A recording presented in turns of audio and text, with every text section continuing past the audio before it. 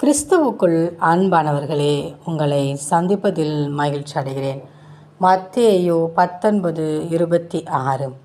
இயேசு அவர்களை பார்த்து, மனுஷரால் இது கூடாததுதான், தேவனாலே எல்லாம் கூடும் என்றார். பிரியமானவர்களே, நம் தேவனாகிய கர்த்தரால் கூடாத காரியம் ஒன்றுமில்லை. நம்முடைய சுயத்தினாலே நாம் எடுக்கிற முடிவுகளும் எதுலாமே நமக்கு முடியாமல் போய்விடும்.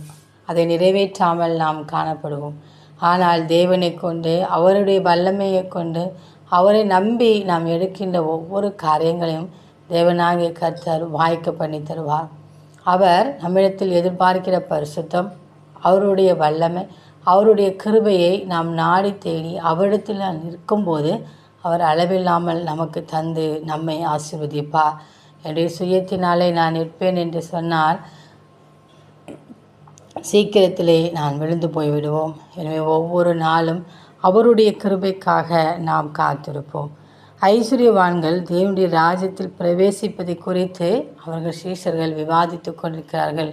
அப்பொழுது அவர் சொல்கிறார், ஐஸ்வர்யவான்களுக்கு தேவனுடைய கிருபை இருந்தால் மட்டுமே அவர்கள் என்ன செய்ய முடியும்? பரலோக ராஜ்யத்தில் பிரவேசிக்க முடியும். ஐஸ்வர்யவான்கள் மட்டுமல்ல, நாம் ஒவ்வொருவரும் தேவனுடைய ராஜ்யத்தை சுதந்திரிப்பதற்கு அவருடைய கிருபை நமக்கு அவசியம். ஒவ்வொரு நாளும் அவர் விரும்புகிறதான அத்தனை காரியத்திலும் தேவனாகிய கர்த்தரிடத்திலே அவருடைய இரக்கத்தை நாம் கெஞ்சி கேட்போம். அப்பொழுது அவர் நமக்கு அவருடைய கிருபையை அளவில்லாமல் தந்து ஏற்ற வேளையில் ஏற்ற பாதையில் நம்மை அவர் நடத்துவார். அவருடைய பலத்த கரத்துக்குள் அடங்கி இருந்து அவருடைய மகிமையை காண்போம். அப்போது நாமும் சொல்லுவோம், மனுஷரால் இது கூடாதது, தேவனால் எல்லாம் கூடும் என்று சொல்லி விசுவாச அறிக்கையிடும்போது கர்த்தர் நம்மை கொண்டு அவருடைய நாமத்தை மேன்மைப்படுத்துவார். அந்த தேவனின் அன்பு கரங்களை நாம் பற்றி கொண்டு அவரோடு கூட வாழ்வோம். ஆமேன்.